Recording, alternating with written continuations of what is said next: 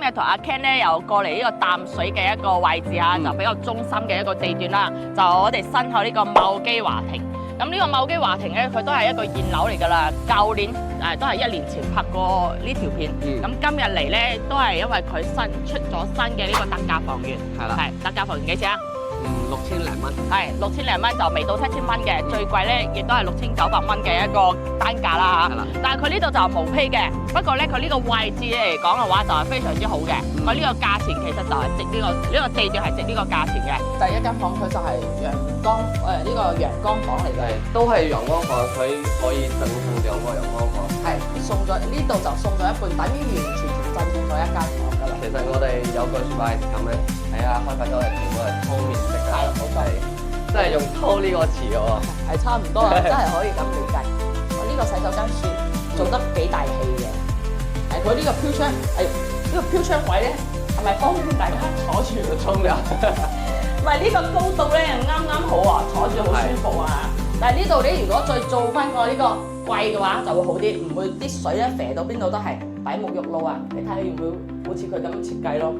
空間係夠嘅，呢個正常你都係一個人沖涼嘅。兩個人嘅話，其實亦都勉強夠嘅，係嘛2個人都得，兩個人都得。1個人還好。呢度佢因為佢做咗比較闊啲嘅，係你如果係做出嚟咧，其實都係淋浴間大啲會舒適啲嘅。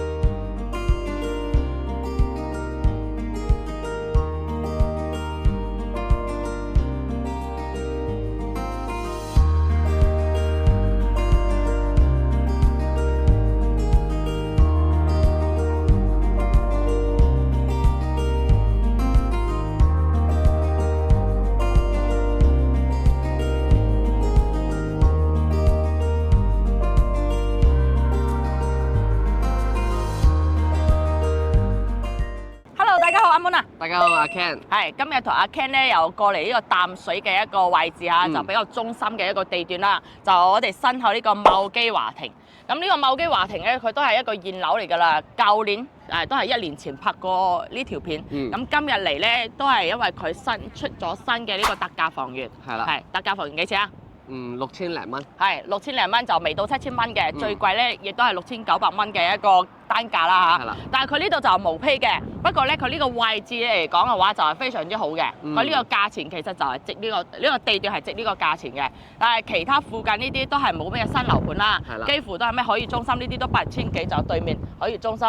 佢同呢度咧其實都老細都係算佔咗佔咗40%嘅一個股份嘅，係咁，所以佢就係同呢個海悅中心咧都係算同個老細啦。但係佢價錢咧比呢個海悅中心就要平多2000幾蚊。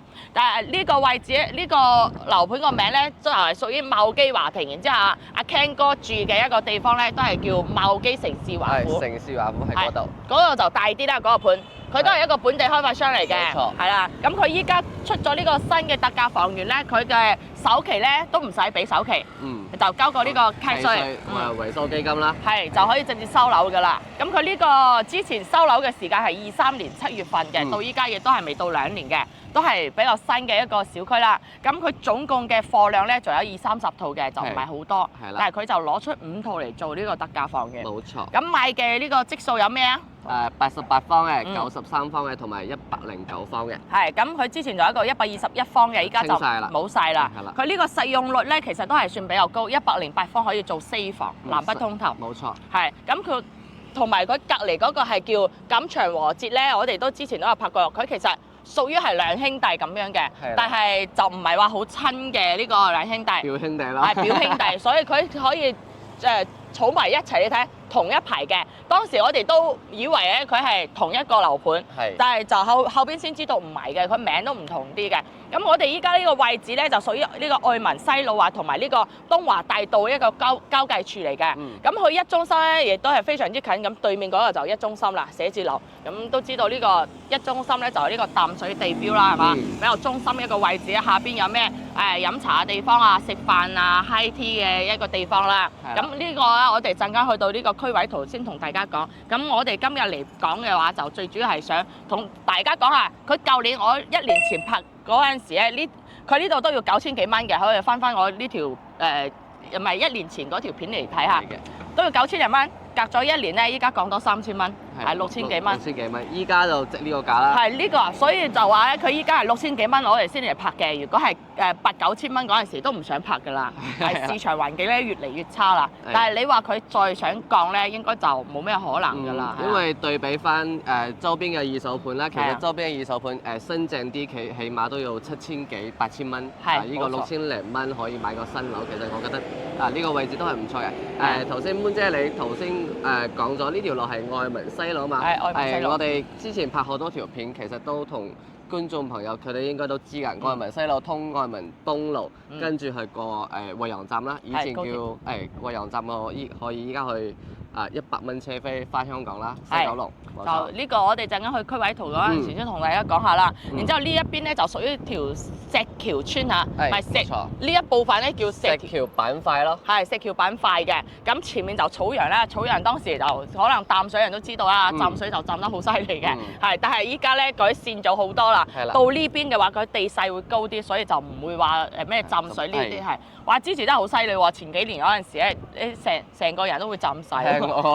我之前喺富利達嗰度浸到腰身啊！係啊，草原路同埋富力達嗰邊咧就係浸水浸得最犀利嘅，但係佢過咗嚟呢邊咧就好還好。咁呢個位置過去咧，佢依家就收緊路嘅，前面就可以直接通到咗呢個馬圍醫院啊，同埋呢個西區轉盤嗰邊嘅，係啦。咁佢其實依家地方咧呢條路咧其實都收到4通8達㗎啦，係嘛？咁同埋呢下邊個大商咧，佢依家暫時就有一個一個咖啡店，咁佢都係自己親戚嘅，免租嘅，俾佢哋嘅。我哋成日喺呢度打躉嘅，同埋咧側邊仲有一個呢個晚風酒吧，呢個就好啱我哋。我哋成日都係晚黑咧嚟呢度民謠酒吧，都好 hea 嘅呢度。200蚊，唔係300幾蚊兩打啤酒，就喺樓下可以聽下歌仔，真係好舒服。聽下民謠啊！民謠係咁，我好中意嚟呢度嘅，同埋呢個包括呢個嘉路1號嘅樓下咧，就我自己姊妹開咗一個堂型咧。咁琴日帶你去啦，好多妹妹係嘛？好多女係嘛？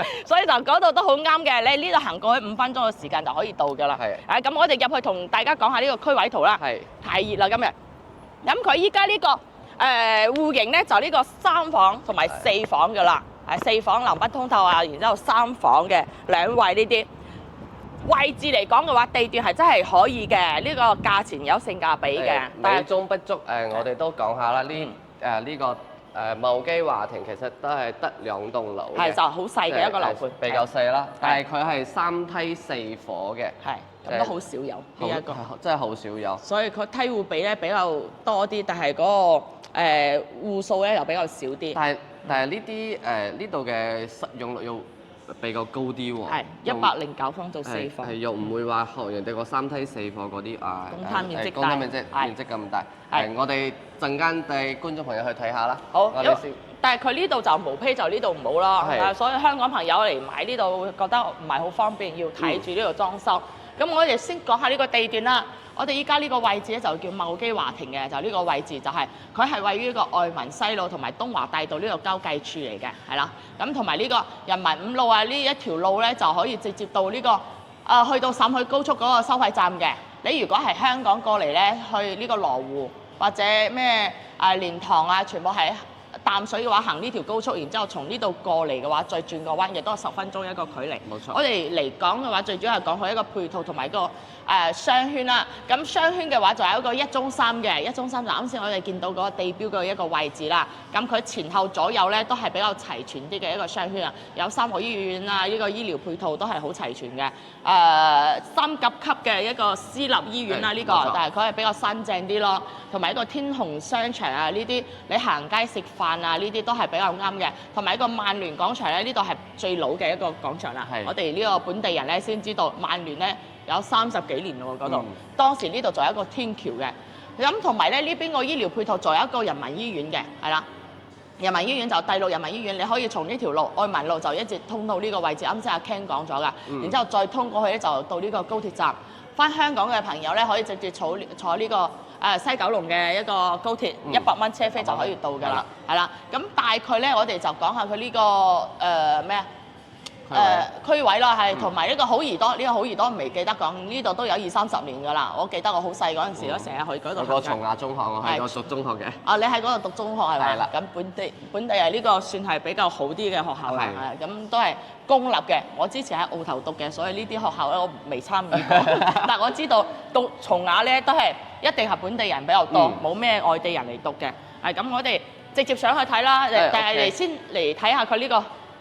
戶型其實都算係比較方正啲嘅，係啊，呢個88方。88方。2房其實佢係2+1房就3房嘅，佢每一個戶型咧都係呢個大亞灣嘅一個特色係特點。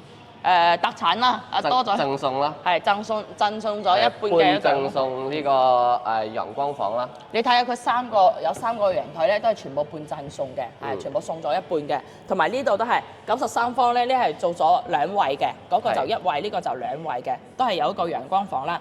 佢3個位置都有露台，都係送咗一半。同埋呢個仲有一個121方就賣晒啦，係啦。咁仲有一個。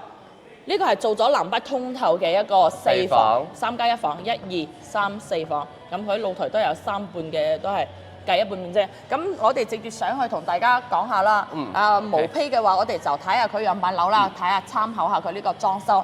咁如果到時需要裝修咧，我哋都有裝修部門嘅，係呢度都可以全程交翻俾我哋一條龍服務嘅。咁好啦，上去見啦。Ken，咁我哋依家咧就上嚟佢呢個樣板樓啊。咁佢就得2棟樓嘅，我哋依家就一棟呢度，佢係9樓做咗一個樣板單位嚟嘅。咁呢度都其實屬於每一戶咧都可以話係呢個獨梯獨戶啦，係啊。呢個係大積嘅喎。係呢個係121方嘅，咁我哋掃過嚟俾大家睇下，呢個係真係有3部 lift 嘅。係咁轉過嚟俾大家睇，3部 lift，咁嗰邊就121方，自己一個獨門獨戶啦。係啦。但係嗰邊就賣晒㗎啦。但係呢度109方咧，佢都係自己屬於一個獨門獨戶嘅。咁其實咁樣隱私性都幾好。剩翻嘅一個93方咧就就係2戶係，仲有一個88方咧要2棟先有。我哋陣間先過去啦。咁呢2戶咧都係93方，佢兩邊咧都係有屬於自己一個私人個空間啦。咁佢樣板樓咧係做咗一個03戶型嘅，佢樓上樓下都有得賣。咁剩翻個樓層就唔多，我哋陣間咧將嗰個特價房型個5套咧鋪出嚟俾大家睇嗰張圖啊。咁我哋先睇呢個93方嘅一個睇下佢呢兩間房咧，佢可以打埋一齊嘅，睇你需唔需要啦。唔需要嘅話，你都係正常分開兩間房咁，個空間都係算夠嘅，正常嘅比較方正嘅兩間房。咁我哋行翻入嚟睇下個廳嘅話，就3.7米嘅一個開間啦。其實咁樣個採光全部都算唔錯，因為全部朝南向嘅。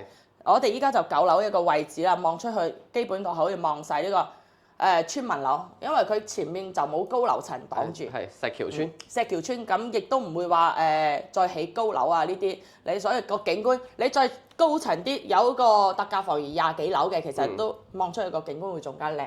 係咁，我哋先嚟睇下佢呢邊個廚房位置啦。毛坯嘅，我哋就唔使話過多介紹啦，你就參考下佢呢個裝修。但係佢呢個裝修亦都係有5、6年前㗎啦。係。所以你睇你中唔中意呢個裝修咧？唔中意嘅話，依家好多人咧都會睇小紅書嘅，小紅書佢呢個裝修設計會靚好多。咁睇下呢個有一個生活露台啦。係生活露台，呢個闊咗啲。生活露台佢呢邊朝咩向啊？咁啊，東南西北。西向啊。西向啦啊！咁依家呢個點數係正有少少太陽曬翻入。咁呢度你擺呢個咩？洗衣機啱好。係呢度掛個熱水器。係都可以嘅。睇你自己到時點設計咯。管道嘅話，佢都係全部幫你裝好。唔係熱水器係掛呢度嘅，佢你睇你自己咯。睇你自己點改咯。呢度仲預留咗個雪櫃位，雙門喎。雙門都冇問題。雙門冇問題。但廚房唔算大，你如果裝咗嗰度過去嘅話，就有一個 L 字形嘅。其實我覺得雪櫃都可以擺外面喎。睇你咯。擺外面廚房位度闊闊啲咯，即係可以擺呢度咯。大啲咯，係嘛？睇你點設計啦。呢度佢係做咗一個酒櫃嘅。佢呢啲設計咧都係算比較普通啲嘅一個設計啦。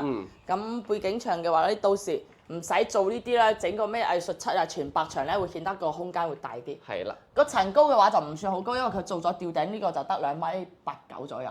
係，如果你冇做呢個吊頂嘅位，3米係有嘅，佢呢個吊頂。正常層高啦。係正常層高係啊。咁我哋行翻出嚟睇下佢呢個花園咧，我哋啱先就冇行啦，因為佢花園咧好細嘅，我哋覺得得2棟。樓上望下去咧，其實會清楚好多。隔離就嗰個錦祥和節嘅。咁佢哋兩個就等於同時望大家嘅一個園林啦 ，share 啦大家。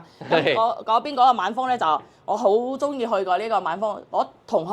我同學有股份嘅，但係佢唔係大老細嚟嘅，所以報你個名可以打折。都可以，嗰歌手都請我飲酒㗎，你知唔知啊？啲歌手係之前我做酒吧嗰陣時有請過佢哋嘅，所以嗰啲歌手咧全部都係好熟悉㗎啦。咁再過嚟睇呢邊就係2棟，佢就得呢2棟。你睇有幾家都喺度裝修緊，住嘅人就唔算好多啦。佢下邊嘅話係有啲錯層嘅，你睇，佢有幾層樓梯咁樣上去，所以我哋呢度係屬於佢有一個空中花園咧。我哋依家9樓望出去個景觀其實好似12樓左右嘅，係差唔多。佢嘅墊高有2、3層，你睇佢個大堂咧都好高，嗰一棟望嗰一棟嘅大堂。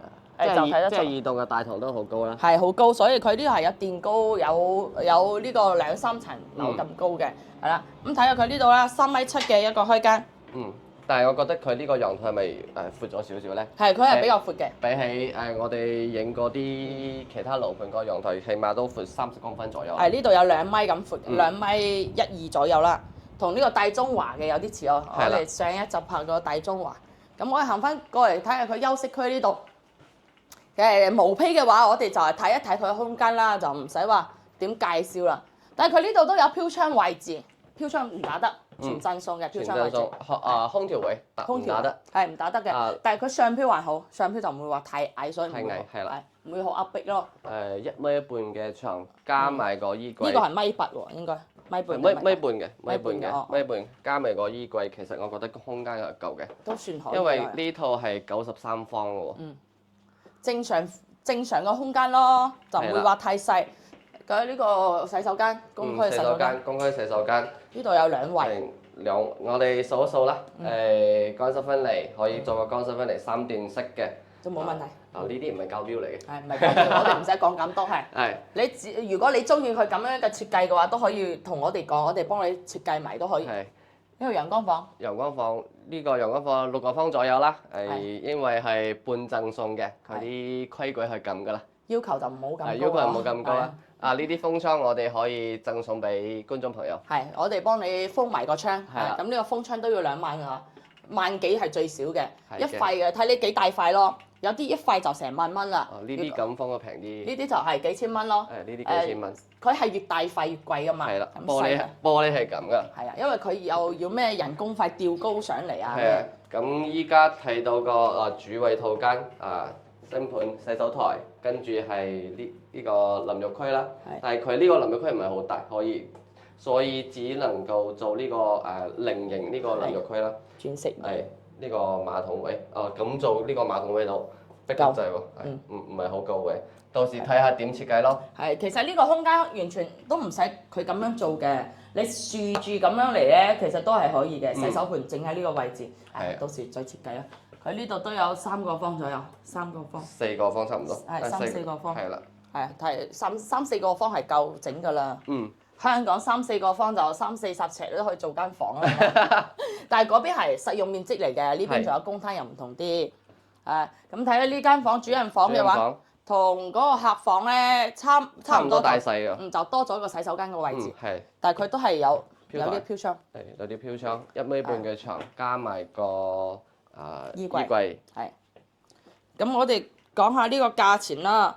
佢呢一套嘅話都係有一個特價房源嘅。呢個93方有個9樓嘅，就6800嘅一個單價。咁仲有一個8樓嘅，都係6800，就多1蚊。我哋將呢張圖鋪翻上去啦。咁剩翻嘅話就兩套88方嘅，同埋一個109方嘅。咁我哋去睇咗咧，先同大家報價。好 ，OK。咁去隔離呢度。我哋去隔離一個109方嘅先睇呢個。係嗰個88方咧，要去另外一棟，我哋陣間先過去。係嘅。呢度都屬於一個獨門獨戶啦。再帶大家係睇下呢個戶型啦。呢度入嚟，入門口有一間房間長輩房，跟住南北通透嘅。呢個廚房就夠大㗎啦。呢個廚房佢仲加埋個雪櫃位啦。3間房，呢個陽光房，我哋睇下。帶大家睇下。係呢第一間房，佢就係呢個陽光房嚟嘅。都係陽光房，佢可以贈送2個陽光房。係，佢送咗呢度就送咗一半，等於完完全全贈送咗一間房㗎啦。其實我哋有句説話係咁嘅，睇下開發商係點去偷面積㗎。係，冇錯。即係用偷呢個詞喎。係差唔多啊，真係可以咁理解。咁我哋先睇下呢邊嘅一個主陽台位置。主陽台嘅話都係望園林嘅。呢個闊長啲啊，呢個陽台。呢個就係朝西南向啦，呢個係西南向嘅。頭先我哋嗰個93方係正南向嘅，呢個西南向嘅。呢度就會有，唔知大家會唔會介意下？有啲人就會覺得呢度好似會直衝住，係咪？有啲尖角咧。咁呢啲我哋就唔係半桶水嚟嘅，唔係話完全係整風水呢啲嘢嘅，所以就睇大家介唔介意呢方面咯。但係我哋都要同大家講清楚㗎嘛，係嘛？呢個。你如果要揀呢個戶型咧，你就揀下邊嗰樓層啊。你低啲嘅話，可以望呢個園景。園能，其他你就睇唔到，因為全部俾呢個幾座樓咧遮住咗，冇咩景觀睇㗎啦。睇呢邊睇人哋種嘅嗰啲樹啊、菜嗰啲咯，菜林嗰啲咯，係啊。呢個開間嘅話都有成4米嘅喎。呢個開間闊咗啲，我哋93方嘅開間係3.7米嘅。呢個開間呢度4米啊。係。咁我睇下餐廳就細啲咯，但係佢屬於一個動靜分明，呢個餐廳位嘅話3米左右嘅一個開間。咁南北通透，你開埋個窗嘅話就可以南北通透啦。佢交標呢個係好似唔係咁嘅喎。差唔係好多，比較普通啲嘅一個玻璃咯。你如果係想將出面一齊封埋咧，咁你顯得會大啲。係嘅。就餐廳呢度睇起身咁樣。因為佢呢個係示範單位，佢要做得靚仔啲啊。係，佢為咗樣啦，佢示範單位佢唔賣嘅嚇，咁就俾大家先睇下。呢個廚房位大啲，大啲，呢度擺個雪櫃啦。呢啲瓷磚好樣衰。潮汕人會比較中意呢啲顏色嘅瓷磚，但係個本地人都唔知點設計。如果係全部顏色一樣嘅話，可能睇起身會好睇啲。呢個太花啦，係咪？花啲 fit look，唔係好夾係咪？係唔係好夾咯？你出面咁樣睇起身嘅話，仲會好啲。呢個洗手間算做得幾大氣嘅。佢呢個飄窗，呢個飄窗位咧係咪方便大家坐住沖涼？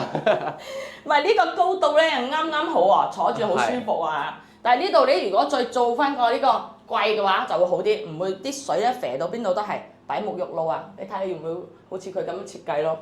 空間係夠嘅呢個。正常你都係一個人沖涼嘅，咁兩個人嘅話其實亦都勉強夠嘅係嘛？兩個人都得，兩個人都得。一個人還好。呢度佢因為佢做到比較闊啲嘅，係你如果係做出嚟咧，其實都係淋浴間大啲會舒適啲。呢個洗手間，我覺得佢面積咁大，點設計都得啦。咁又係，反正毛坯我攞毛坯就呢度好處咯。嗯。你唔使按照佢開發商嘅樣，只不過麻煩啲。係啊。呢個陽光房數一數啦，我覺得兩個真係冇咩好介紹，就同觀眾朋友講埋啦，呢個風窗我哋可以掃埋，係可以。但係好細呢間陽光房嘅話，如果係我嘅話，但係呢間房又連埋一齊，唔係嘅話，我會中意連埋個房間。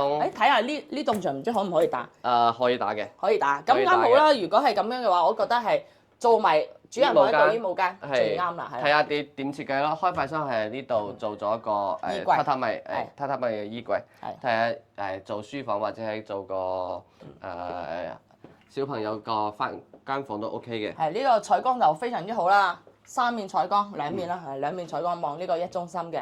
咁前面呢度咧，都係佢嘅石橋嘅，但係唔知到時會唔會建樓呢個就唔敢保證嘅。但係暫時政府係唔會批住宅。而家冇咁快㗎，冇咁有錢係。佢對尾起得，但係呢塊地佢都紅歸咗。紅線係嘛？紅線外。冇錯啦。哦，咁呢間房大啲啊！呢間房同觀眾朋友都講下，都係同陽台間一樣嘅西南向，加個飄台都係唔打得嘅。但係有呢塊落地玻璃嘅話，其實都個採光會好好多。冇錯。即係個景觀就冇咩景觀睇，都睇呢啲村民樓啦。你最高啲咯，你如果係咁樣嘅話，你揀高啲可能會好啲。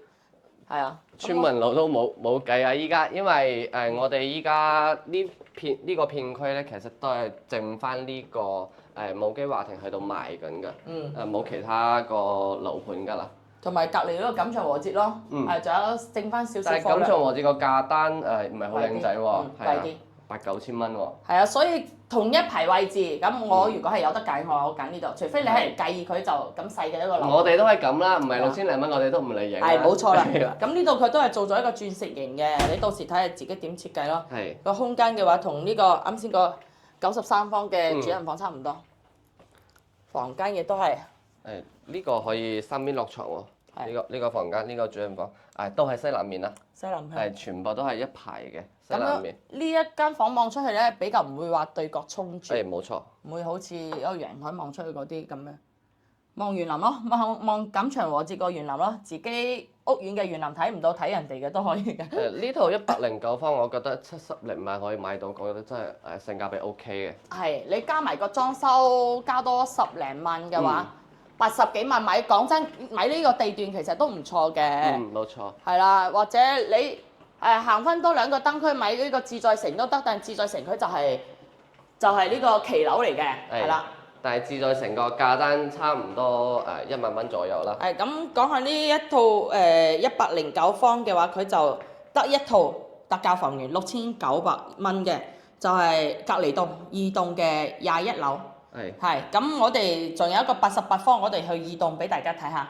就到時你睇下，如果係中意呢一個戶型嘅話，要我哋去實地爬樓梯都唔係，去實地影翻個實景俾大家睇都冇問題嘅，或者直接嚟，想要邊一套去睇邊一套都冇問題。咁我哋直接去嗰一棟見啦。咁我哋仲有一個88方嘅戶型嚟介紹，都係移動嘅，咁都可以睇下佢都係3 lift 4火嘅。咁嗰幾套咧都係獨門獨戶啦，一樣嘅，同啱先隔離嗰戶型一樣。但係呢邊有2套係88方，啱先一棟咧就2套係93方嘅。咁係咪93方？係93方。咁冇錯，咁我冇記錯。我哋先睇下佢呢一個咧，佢咁樣裝修咧就比較現代啲嘅，比較簡約啲啦，係嘛？咁白牆睇起身咧就比較光亮啲，係嘛？層高咁樣睇起身，層高又正常，3米啦，有3米嘅一個層高。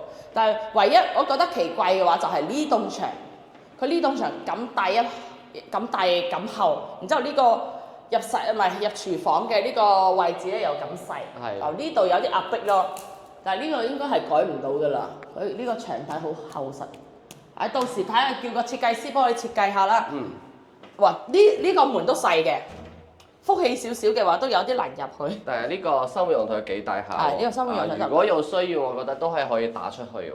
唔知可唔可以打呢可以，個？呢個可以打嘅。呢個可以打。係啊，你通晒出嚟嘅話，咁呢邊你再做翻個咩熱水器啊，加埋個呢個洗衣機嘅位置嘅話，其實都係夠用嘅。就呢個門細咗啲嘅。呢個雪櫃會細啲啦。呢個到時你自己設計咯，你做一字形都冇。如果係打出去嘅話，呢度做洗手台啊，個雪櫃位我覺得可以做大啲。或者你攞翻出嚟呢個雪櫃位置擺翻出嚟都可以，睇你自己。毛坯都有毛坯嘅好嘅。咁呢個嘅話就係1、2、3、4，呢個係5格3米，即係做完牆身之後仲有3米2、3個，3米3左右啦。係3米3、3米4，原本設計圖係3米5嘅。係，呢個加咗牆體啦。係。哇！呢個風好舒服，都係朝南向呢邊。正南向啦。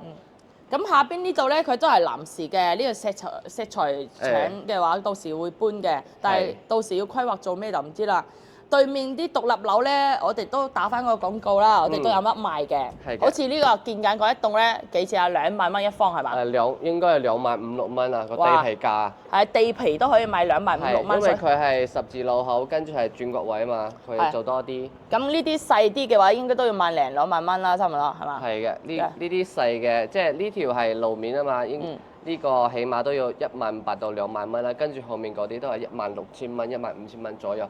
地皮咧，阿 Ken 買得就比較多啊，所以佢會比較懂呢啲行情價啊。咁同埋呢個咩自在城咧，就喺對面嘅，就係過咗2個單區就可以到㗎啦。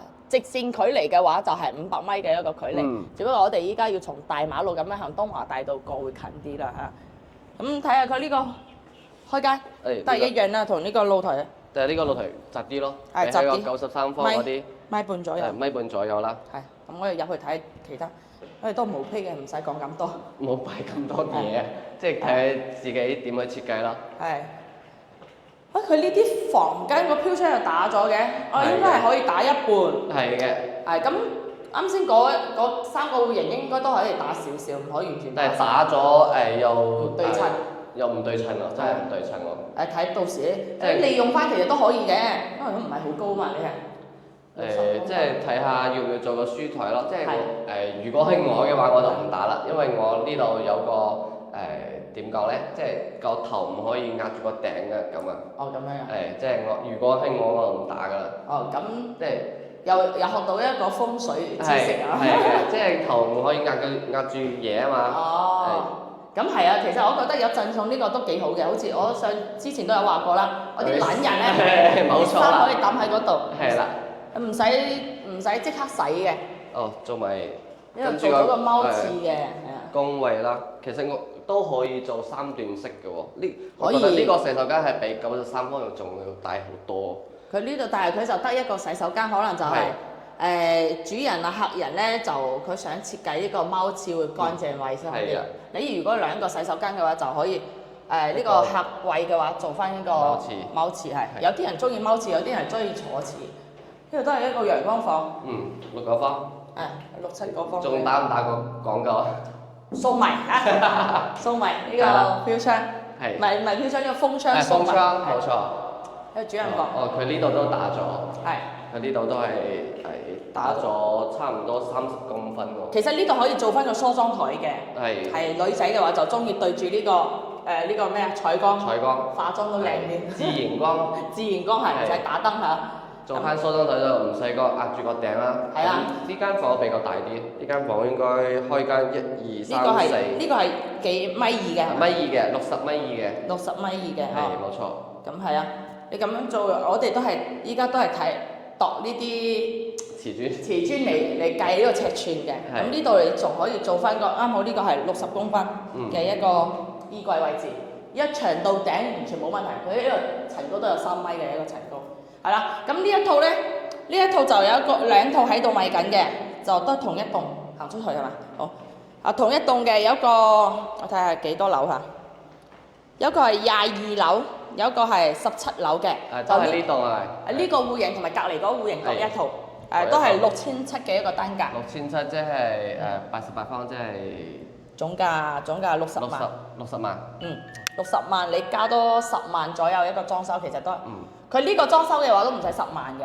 你好似佢依家呢個咁樣嘅裝修嘅話，你係啊，呢批埋啲灰啊，同埋啲吊頂呢啲都好求其都冇吊頂，做個背景牆咯。背景牆幾千蚊啫嘛。係冇錯。你好似佢咁樣一個交標嘅話，亦都係7萬左右應該可以搞得掂。你加埋個家私家電10萬蚊，10萬搞掂，綽綽有餘㗎啦，係啦。咁我哋再送埋呢個風窗俾大家，風窗都成1萬幾2萬蚊啦，係嘛？或者你唔要嘅，我哋接翻2萬嘅現金俾大家，都冇問題嘅。你如果係買大積嘅話，109方嘅話，我哋再送多一台呢個立式嘅一個冷氣機，咁或者我哋會贈翻呢個現金俾大家，自己去買都冇問題。咁好啦，呢一期咧就同阿 Ken 分享到呢度。今日嚟嘅目的咧就最主要係想同大家講下佢呢個地段呢個價錢咧，係依家係可以上手嘅。咁其他正常其他樓盤我哋唔會講，唔會咁講。呢個花園就冇咩，就好細啦，得2棟。但係呢個價單咧對比翻周邊嗰個二手價，因為周邊我住個城市華富啦，5棟樓，但係都要7000蚊個，7000幾啊！依家二手佢都要。依家二手都要7000幾蚊。咁呢個新樓啦，跟住係呢個16號個位置啦。我覺得買個新樓，我覺得係有個性價比，即係都係觀眾朋友睇咗之後睇下啱唔啱啦。你先睇下呢個位置，你中唔中意？你到時嚟咗之後咧，我哋帶你去周邊呢啲環境兜一兜，然之後睇下呢邊個環境啱唔啱大家。佢呢個城市面貌嚟講嘅話，佢望呢啲村民樓咧，佢就唔似呢個大華悅庭咁樣，嗰啲係比較舊啲嘅村民樓。咁呢邊算係比較新啲嘅。石橋人係有錢人嚟嘅，呢邊都係算徵收嘅，所以佢哋啲屋苑咧唔會做得樣衰嘅，全部你睇都係最少都係7層樓6、7層高㗎啦，都係以最高嘅做㗎啦，佢都唔會話做1層2層嗰啲。所以石橋人都係有錢人嚟嘅。呢條石橋村嘅話，咁或者你中意地皮嘅話，都可以揾翻阿 Moon 同埋阿 Ken 嘅。咁我哋依家都有做翻呢啲地皮，只不過唔好咁認真去拍，因為地皮依家放出嚟唔係好多。咁我哋要持續咁更新嘅話，就比較難啲。但係我哋有筍嘅話，我哋都會都會拍下俾大家。咁好啦，呢一期就同阿 Ken 分享到呢度啦。如果大家有想睇啱嘅或者中意我哋㗎，可以訂閱下我哋嘅頻道嚇。咁2手嘅筍盤啊，同埋1手嘅優質樓盤咧，我哋都會多啲拍俾大家睇。咁我哋兩個就一個淡水本地人，一個澳頭本地人。咁揾我哋成交咧，以後都唔會讓你做孤兒仔㗎，長期喺度喺呢度20-30年啊。Ken 細啲啊，後生啲20幾年㗎，我喺呢度30幾年㗎。我都30喎。差唔多20幾啦，咁報細啲嘛，幫你報後生啲嘛。咁好啦，呢一期我哋就分享到呢度啊。如果大家有睇啱嘅話，聯繫我哋到呢個各大關口去接大家過嚟睇樓。好啦，得閒飲茶，下期再見，拜拜。拜拜。